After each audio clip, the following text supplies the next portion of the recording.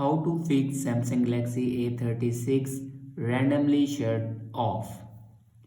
So let's start the video. First of all, check your volume and power keys. It can suddenly pressed while using the hard case of your phone. After check your volume and power keys, then open settings.